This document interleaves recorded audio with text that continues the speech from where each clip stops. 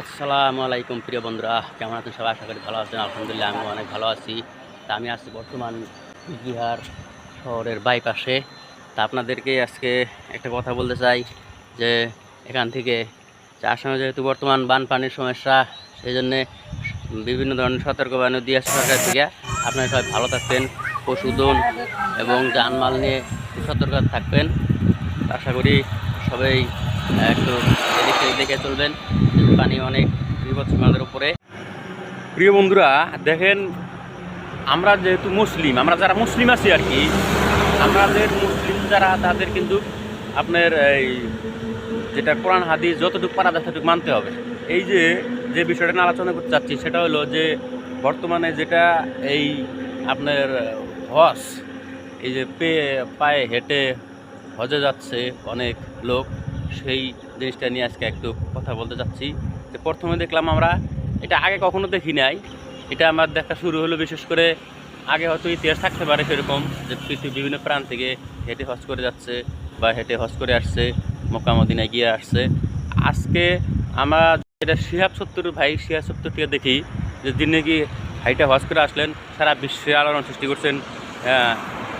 এইটা আমরা এরপরে আমরা দেখতেছি আপনার এই বর্তমানে যেটা সানা আনসারি, যিনি নাকি রাজস্থানের হয়তো, তারপরে আরেকটা ছেলেকে আমরা দেখতেছি উনিও হেঁটে হজ করতে যাচ্ছেন, সেটা হলেন আপনার তারিফ খান।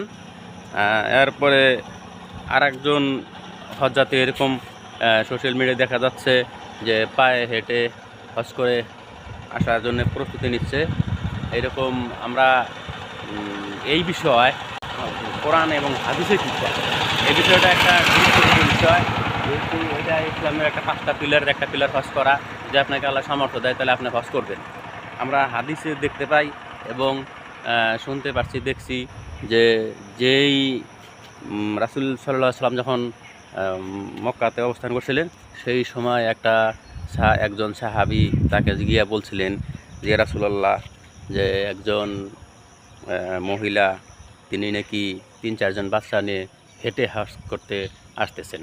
তখন সেই সময় রাসূল সাল্লাল্লাহু আলাইহি সাল্লাম বলছিলেন যে তার কি কোনো বাহন নাই? তো এটার দ্বারা কী বোঝাচ্ছে? বাহন বলতে গাড়ি, উট, ঘোড়া, যে কোনো বস্তুর উপরে সাওয়ার করা, এগুলো জিনিসকেই বোঝায় যে যেটাকে নাকি বাহন বলা হয়। তো এখন তো আর সেই দিন নাই। এই কথার দ্বারাই, হাদিসের দ্বারা এটাই প্রমাণিত যে যদি কোনো বাহন থাকে তাহলে পায়ে হেঁটে হজ করতে যাওয়া বা সেরকম কোনো অন্য কষ্ট করে যাওয়া অনুচিত। যেটা উচিত হবে সে জানি বাহনে চড়ে যায়। আজকাল তো সুবিধার যুগ, এখন আপনার বিমান, রেলগাড়ি, আপনার পানি জাহাজ, বিভিন্ন উপায়ে যাইতে পারে। সেই জন্য কষ্ট করে হজ করা যাওয়াটা, যেটা হাদিসে আমরা পাইলাম, যদি কোনো বাহন থাকে, রাসূল আকরাম সাল্লাল্লাহু আলাইহি সাল্লাম যেরকম যে মহিলাকে বলছিলেন যে যদি সে যেন কোনো বাহনে চড়ে আসে, যদি তার কোনো বাহনের ব্যবস্থা থাকে, তো সেই হিসাবে আমরা বলতে পারি যে এই যে হজ পায়ে হেঁটে করা যাওয়াটা আমাদের ইন্ডিয়ার দিকে বহু উলামায়ে কেরাম প্রতিক্রিয়া জানাচ্ছে।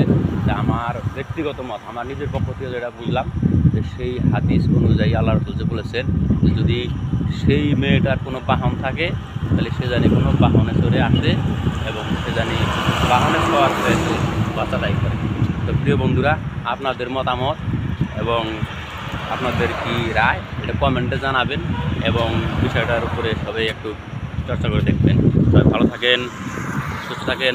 আল্লাহ হাফেজ।